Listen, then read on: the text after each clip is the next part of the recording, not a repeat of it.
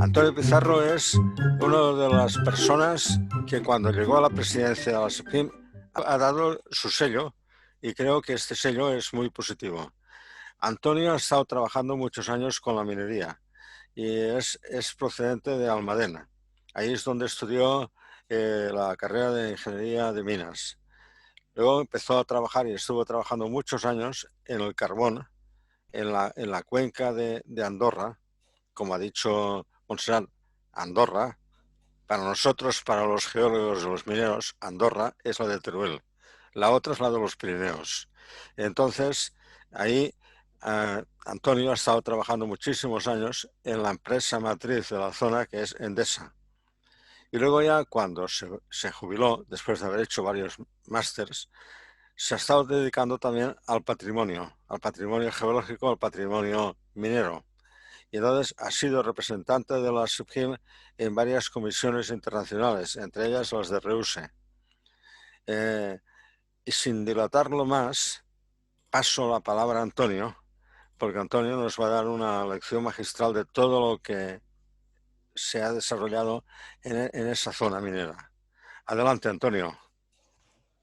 Bueno, muchas gracias. En principio quería dar las gracias a Monse por la invitación a participar en estas NIT de Saraval, y por extensión a Sebastián Agudo, que también está por ahí, que hace las funciones un poco de técnico, y al doctor Mata. Igualmente os quiero agradecer a los que habéis tomado la decisión de conectaros en una noche de enero, con la que está cayendo, aunque estamos todos recogidos, pero parece que los ánimos pues, cada día están más bajos. Entonces, pues bueno, gracias por estar aquí y espero no aburriros porque, bueno, las noches de Saraval yo me he estado conectando en todas las anteriores, he visto temas muy interesantes, la del doctor Mata fue muy interesante y luego pues ha habido muchas de espeleología, pero espeleología en el ámbito de la investigación, que yo estaba muy desconectado sobre esas actividades. Y bueno, pues se va a dar un poquito un vuelco, se me hizo la invitación y yo lo que he querido un poco plasmar la evolución que ha habido en el último siglo y casi más los últimos 75 años en la zona del Val de Ariño. Situar, como no, el Val de Ariño dónde está, porque bueno, cuando hablamos de Andorra siempre hay gente que te pregunta pensando que es el Principado, pero bueno, no es el Principado. Hay una Andorra en la provincia de Teruel. Partimos un poquito de que cuando se produce el despegue es a partir de mitad del siglo pasado. La primera etapa y la anterior pues era una sociedad agrícola la que vivía en la zona, y cuando llega la minería a una escala más o menos industrial, con unos proyectos importantes como cuando llegó Endesa, bueno, en Caso en principio, que luego posteriormente fue Endesa, y Sanca fueron las que hicieron el despegue importante. El carbón que se ha extraído en la zona es un lignito de diferentes calidades según la zona de la capa que se ha explotado y bueno, todo se ha utilizado es carbón térmico, para utilizar en centrales térmicas. Hubo un aldabonazo, o sea, un auge importante cuando se construyó la central en Andorra al final de los años 70 y principios de los 80 y claro, fue un boom muy interesante. ¿Qué pasa? Pues que, bueno, todos estamos conociendo las noticias de que el carbón ya no tiene valor, que ya no vale. Yo me hago la pregunta de que, claro, con los medios técnicos que tenemos hoy día, el plantear esa disyuntiva pues es muy partidista, ¿no? En los años 40 era lo importante tener carbón, porque se utilizaba. El proyecto importante de Encaso en la zona era unas fábricas industriales que quería hacer a las orillas del Ebro, por el tema del agua, pero no solamente era la central térmica parece ser que era para alimentar las fábricas, era una fábrica de nitrogenados, porque se utilizaba para la pólvora y se utilizaba en la industria armamentística. No se llegó a hacer ninguna de ellas y al final subsistió las centrales. Entonces, yo lo que quiero dejaros un poquito, plasmar un poco, que conozcáis la zona, toda la actividad minera que ha habido durante todo ese tiempo y cómo ha quedado, porque pensamos que ha quedado bastante bien. Paso a compartir la pantalla y a ver si no nos falla. Y vale, parece que las pruebas que hemos hecho nos van a dar resultado. Bueno, pues esta es una imagen un poquito de una restauración de una de las cortas.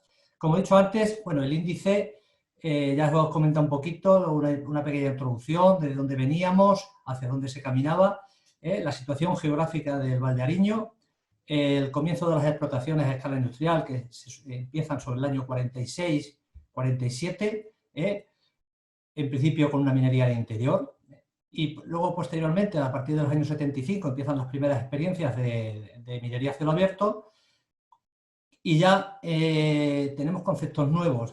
Ya las explotaciones ya nacen para extraer, pero a la vez restaurar y rehabilitación en la misma fase. O sea, en la misma fase de extracción se va restaurando y rehabilitando. ¿Qué ha conllevado eso? Pues la creación de un nuevo paisaje y unos nuevos hábitats llenos de diversidad. Y luego al final unas pequeñas conclusiones. Como he dicho un poquito en la presentación, por la provincia de Teruel hay datos de las primeras explotaciones de carbón hacia el siglo XVI, aunque todo era minería de rapiña. En la zona esta también hubo unas explotaciones de caparrosa en el siglo XVIII, aunque bueno, hay vestigios, pero muy poquitos. Han quedado unos hornos, pero muy poquito. Entonces, concretamente en el Valdeariño, la actividad minera real y a escala industrial comienza a partir de que llegan las empresas importantes, como es en caso en una zona del Valdeariño y en la otra zona Sanca. La actividad extractiva fue cambiando de criterio y de forma actual. Entonces, como he dicho antes, la minería subterránea continúa una aplicación de técnicas mineras e introducción constante de mejoras. Ha habido siempre una lucha por conseguir los mejores rendimientos y sobre todo aplicación de seguridad en el trabajo. Pero a partir de los años 70, a mitad de los años 70, pues empieza otro concepto, que es la minería a cielo abierto, con un mejor aprovechamiento también de las capas, porque puedes aprovechar las capas bastante mejor, y con la introducción del concepto de restauración y rehabilitación que contribuye a cerrar las heridas dejadas por la extracción. Quiero situar un poquito que sepamos dónde está. Aragón está comarcalizado. No sé si se ve el puntero cuando yo lo... Sí, se ve, sí. ¿Se ve? Vale, bueno, pues esta es la comarca, que parece una Y hacia abajo, pegada a las cuencas mineras, otra zona también de explotación de carbón importante. Esta sería la situación, y el Valdeariño discurre aquí, en esta zona, el valle que va desde Andorra hasta Ariño. Estas son las cuencas que siempre se han distribuido en la zona de Teruel. Tenemos la cuenca de Oliete, el norte, la cuenca de Oliete Sur, la cuenca de Utrilla-Saliaga y la cuenca de Castellote. Aquí la he dividido con estas líneas. Nosotros estamos situados en la zona esta, de Andorra, aquí, el Valdeariño. Esta es la situación en los años 50 de las concesiones que había todo el Valdeariño. Como veis, está plagado de proyectos, se ven algunos puntitos que pone pozo no sé qué, algunos ni se llegaron a realizar, pero bueno, había unas concesiones importantes. Esto no me he querido extender mucho por hablar un poco de la capa que se han estado explotando. Esta es una zona que se ha explotado el carbón en la zona o sea, en el término este de formación escucha, estamos en el Cretácico, en el Aptiense concretamente. Son capas, bueno, bastante verticales, en algunas zonas llegaba al 30%, eran varias capas con intercalaciones, algunas de 2 metros, otras de 3 metros, había alguna de 14 metros, que era la que más se ha explotado.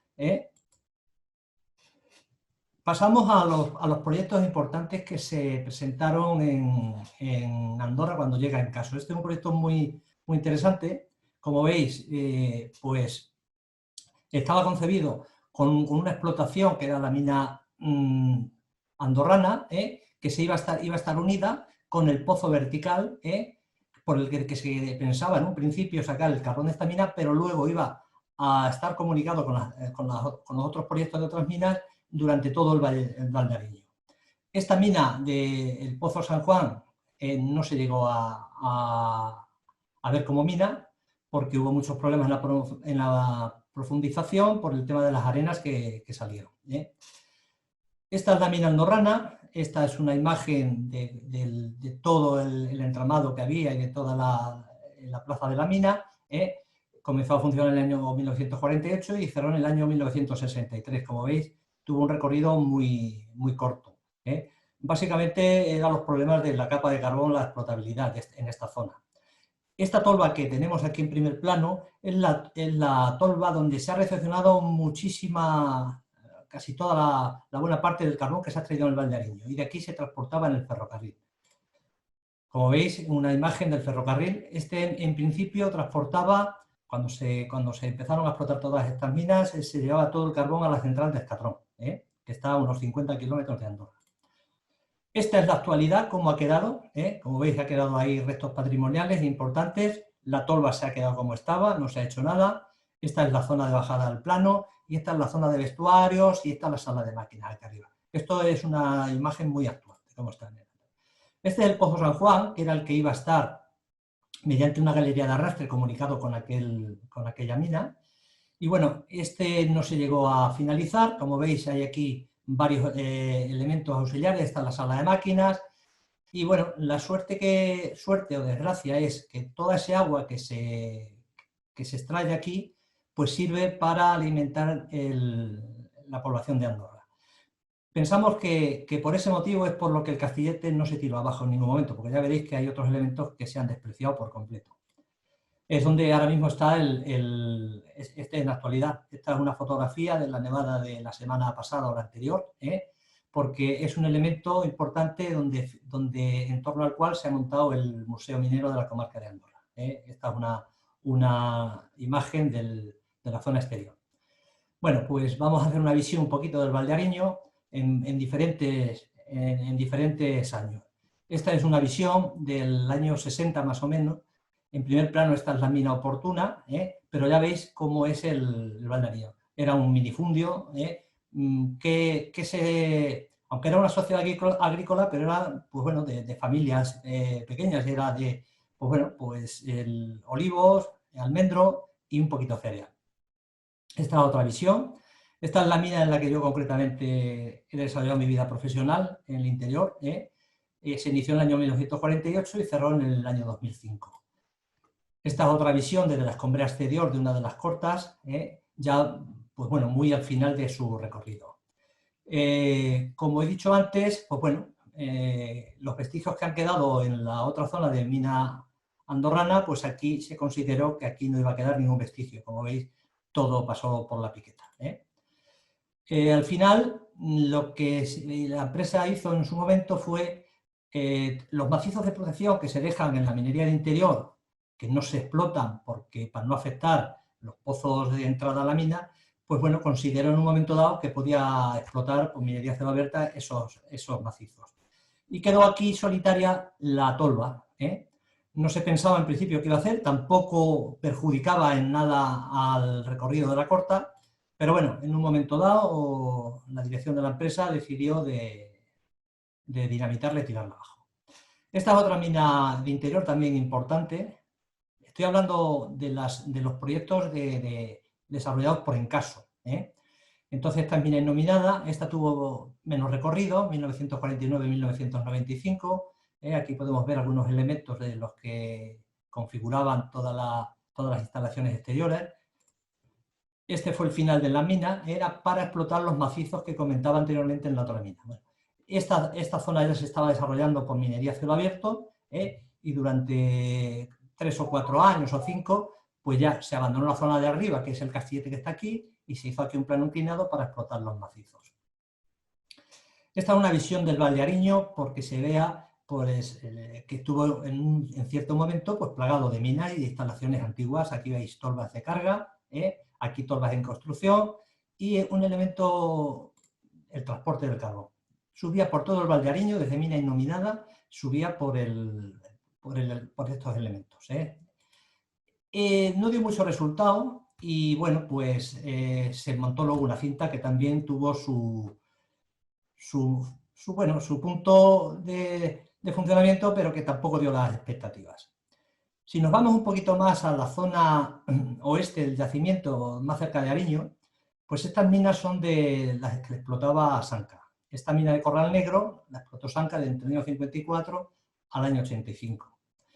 El castillete este que vemos aquí, por eso he dejado la fotografía, porque este castillete, pues bueno, se consideró en su momento y se recuperó en su día y está en la plaza del pueblo de Ariño. Este edificio que está detrás fue el antiguo economato de la empresa Sanca y ahora aloja un pequeño museo de Ariño. Otra mina importante fue la mina María, que se explotó entre el año 72 y 2009. Otra también era mina Sierra de Arcos, que esta es mucho más actual, se explotó entre el año 83 y 2017. Como veis ya, aquí en la zona de atrás está la Corta Santa María, que ya se estaba explotando también. Bueno, pues el panel final de Corta Lloza, que fue la primera corta que inició en esta época ya era Endesa, Endesa ya pasa del nombre de Encaso a Endesa en el año 72-73. Este era el final de la corta, era una corta que iba entre mina oportuna y mina inominada, o sea, el recorrido era hacia el oeste del yacimiento y bueno, lo que quería aprovechar eran los carbones más someros mediante minería a cielo abierto. Este era el final ya de corta. Como veis, una transformación tremenda. Aquí en pleno trabajo veis el desmonte, toda esta el muro de la capa, y aquí, sin embargo, diferentes capas que se van explotando y luego se van autorrellenando. Este hueco final, que es el hueco siempre el más conflictivo de la minería a cielo abierto, pues se diseñó está aquí, un humedal. Normalmente en las zonas que son muy húmedas, un humedal viene a resolver todos estos problemas porque bueno, el agua pues tapa todo lo que hay debajo. Aquí estamos hablando de una zona pues que no llueve mucho, la pluviosidad es muy limitada y bueno, pues se atrevieron a realizar el humedal. Ya veremos en algunas fotos que hay posteriores, pues que bueno, que no coge la capacidad porque es bastante grande y no coge la capacidad que debiera. Esta es una foto de la zona, de la época un poquito de más lluvia. Pero como veis, fijaros la cuenca que se ha formado y bueno, pues sí, se ha formado un elemento importante. En épocas que hay bastante agua, pues bueno, pues lo vemos poblado de patos, que vemos aquí alguna foto, y de muchos animales, pero cuando no hay agua, pues... la empresa, pues bueno, pues a la vez que hacía sus trabajos, pues también quería mostrar al resto de la gente, pues qué es lo que estaba haciendo y lo que pensaba que estaba haciendo bien. Y entonces, bueno, pues editaba folletos en los que explicaba para que se viera que la minería pues no era tan agresiva como parecía, ¿no? Aquí vemos un poquito lo que era el plan de trabajo, y era pues ir abriendo huecos y lo ibas rellenando con lo que ibas sacando de estériles del hueco que ibas abriendo. Y esta es la configuración del humedal. Si vamos paso por paso, pues veremos pues, configuración de la cuenca, cerrar el humedal con arcilla para que no se filtre el agua hacia abajo y bueno, pues hacerle ciertas técnicas.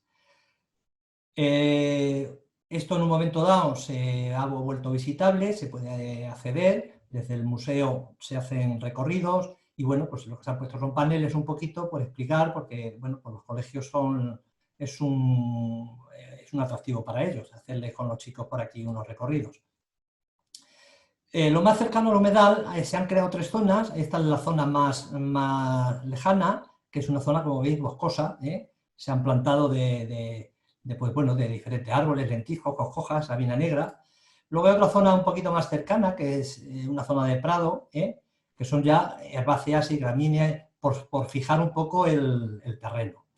Y la última, pues es la zona húmeda, que es la zona, pues bueno, donde crece también hay flora, y fauna también, mucha fauna. Y bueno, como he dicho antes, la primera corta la inicia Endesa en el año 81 y va hacia el oeste.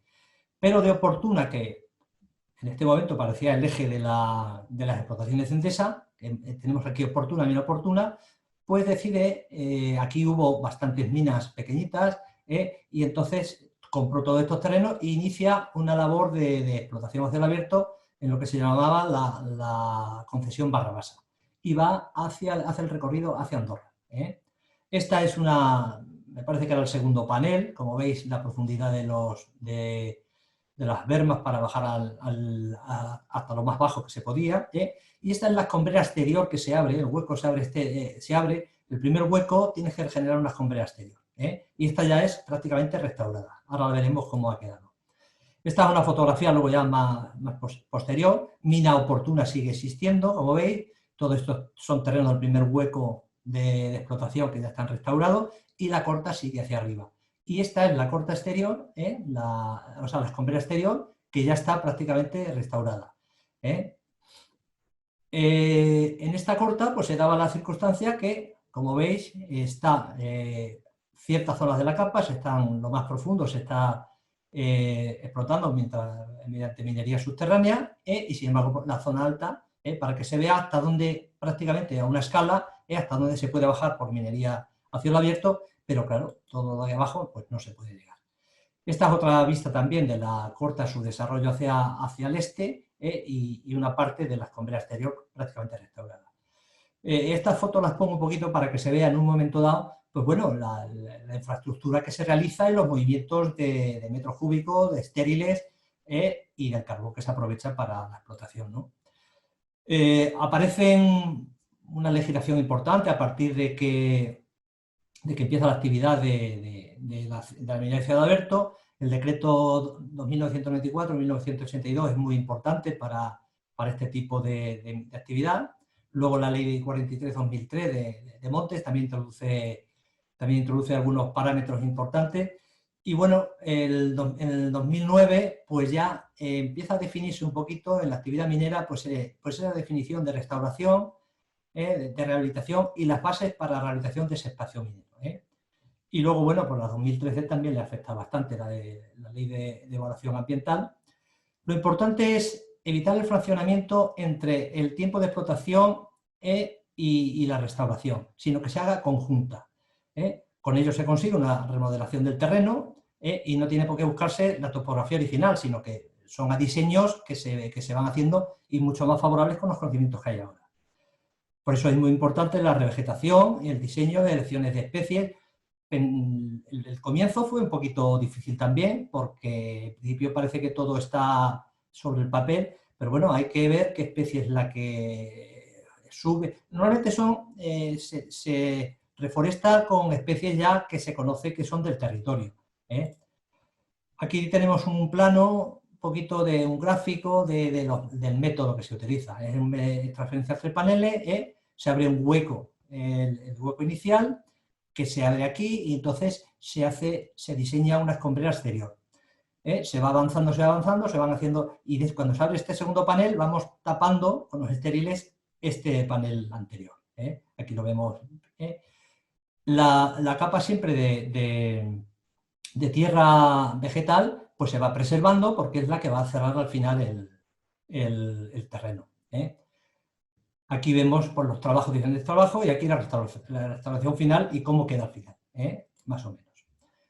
En esta primera etapa, pues era la configuración de taludes y plataformas. Aquí podemos ver los trabajos, todas estas son tierras estériles, lo veis perfectamente, y finalizamos, sellamos el talud pues con la tierra vegetal. Y esto pues en las plataformas, diseño de plataformas en las que, bueno, pues luego se han dedicado pues a otros cultivos diferentes. Aquí vemos una imagen bastante amplia de una zona, como veis ya los tractores ya haciendo la explotación. Y la minería estaba trabajando en su zona correspondiente.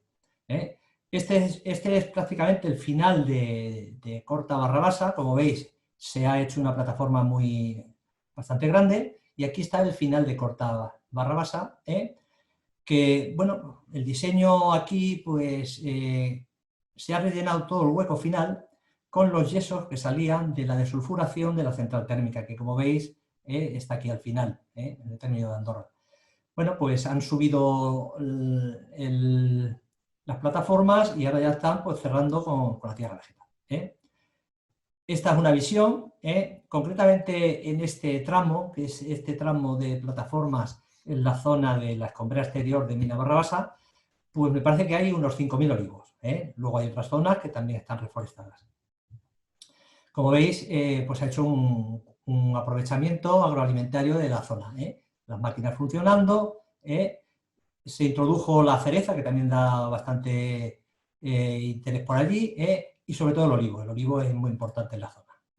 Y este es un nuevo paisaje, que es el que vemos ahora mismo. En una primavera normal, pues bueno, vemos la zona de los humedales. En el Val de Ariño hay 3 humedales, plataformas cerealistas, la plantación de olivos, también hay otra plantación importante de almendros, una masa boscosa importante, y luego pues han hecho experimentos también, como por ejemplo el de sembrar una viña.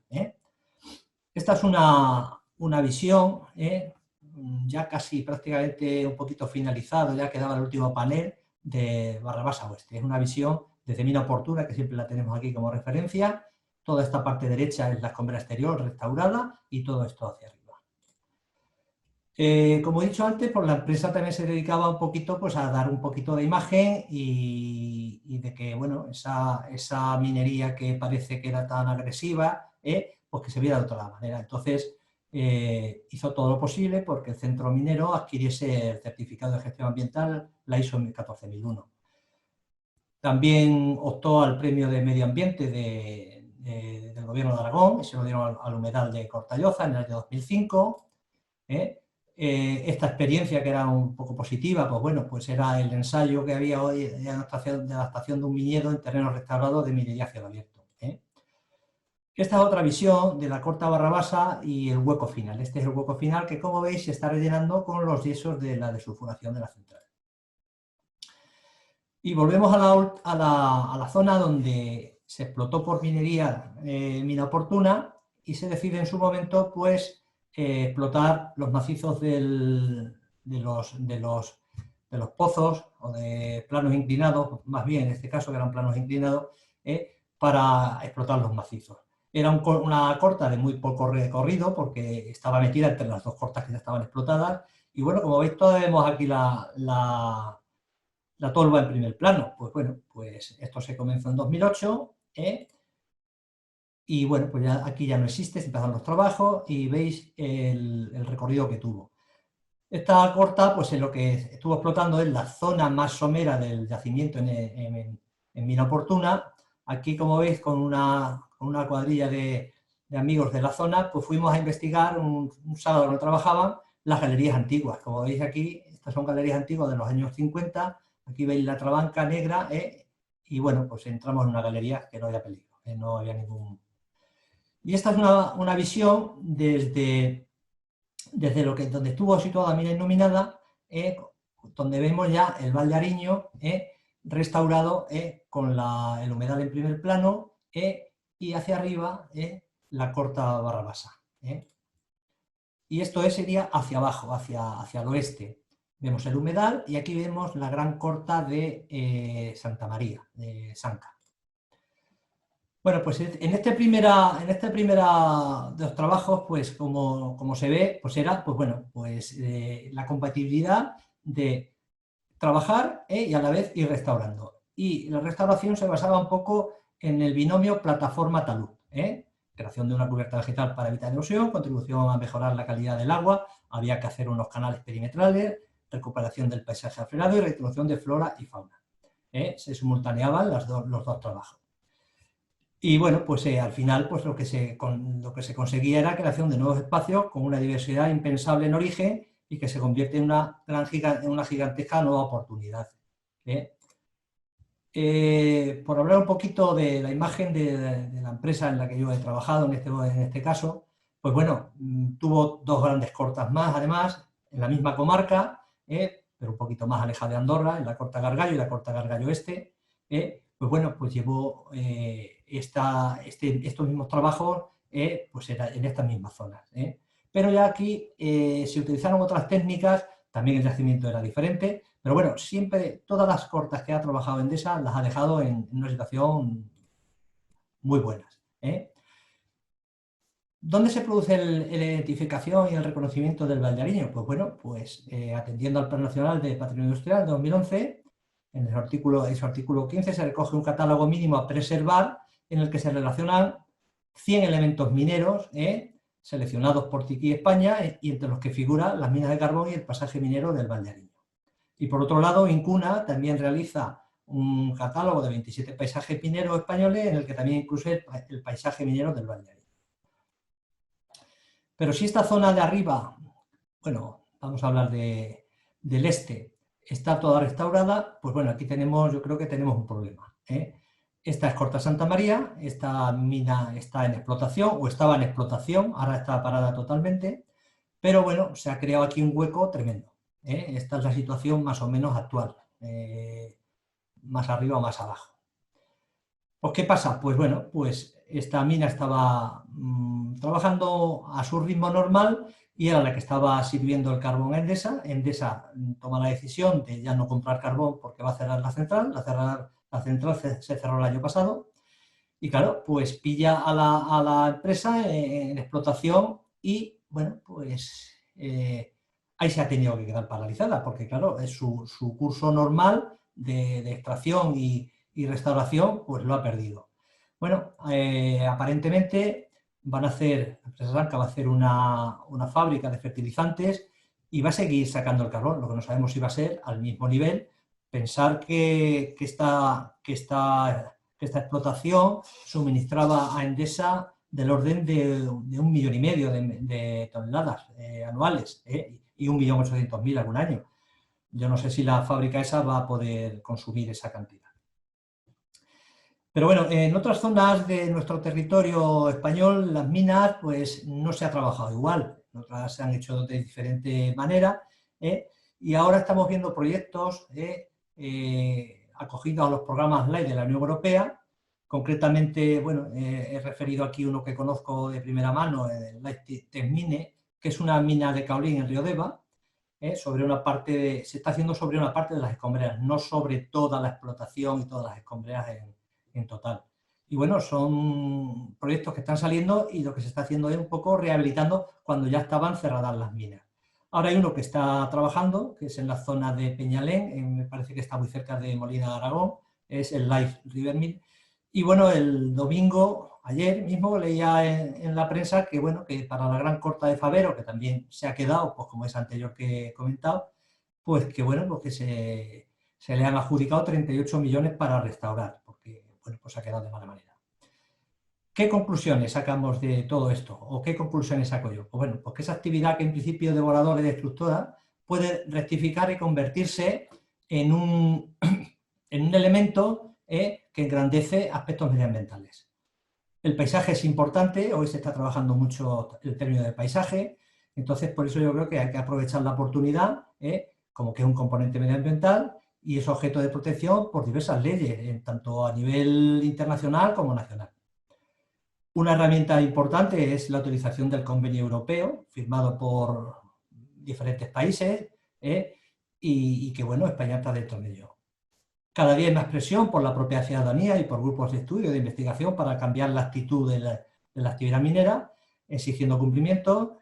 Caso nuestro, en este caso de SEGIN, pues somos miembros de la UICN, que es la Unión Internacional de Conservación de la Naturaleza, y para el Congreso de Marsella, que se iba a celebrar este año pasado, pues presentamos una acción que ha sido aprobada, la conservación de la diversidad natural y del patrimonio natural en entornos mineros. O sea, estamos introduciendo cada uno a su nivel todos esos términos y todo lo que en el futuro pues tiene que ser. Hay una implicación importante de las empresas explotadoras, algunas, cada vez más generalizado, y como hemos visto, pues hay excepciones. Por ello, yo creo que todos los que hemos trabajado en esta zona y concretamente en Endesa, pues nos sentimos, porque hemos puesto nuestro granito de arena y nos sentimos pues orgullosos porque creemos que hemos hecho un trabajo importante. Unos hemos trabajado en interior, pero también hemos participado en comités de dirección para diseñar otros aspectos y yo creo que es una experiencia que es exportable y que es muy interesante.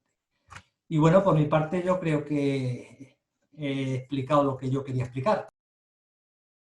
Hola, buenas tardes. Bueno, en primer lugar quiero agradecer al profesor Mata y a la organización de este evento que nos haya invitado a algunos miembros de la SEPGIN para poder estar esta tarde-noche con vosotros.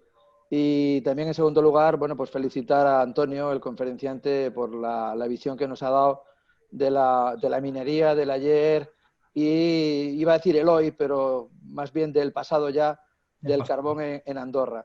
Yo me gustaría introducir, aunque sé que vuestro grupo es multidisciplinar y estáis más centrado en el mundo pues también de las cuevas, de la espeleología, la geología, etcétera, me gustaría introducir dos cuestiones aquí para que queden en el ambiente y puedan suscitar debate.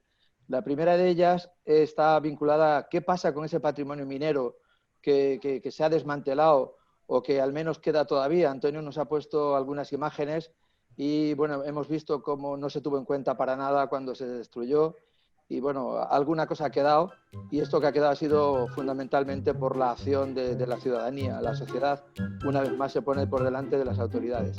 Y la segunda cuestión, ¿qué pasa con estas comarcas? ¿Qué pasa con estas poblaciones que han vivido durante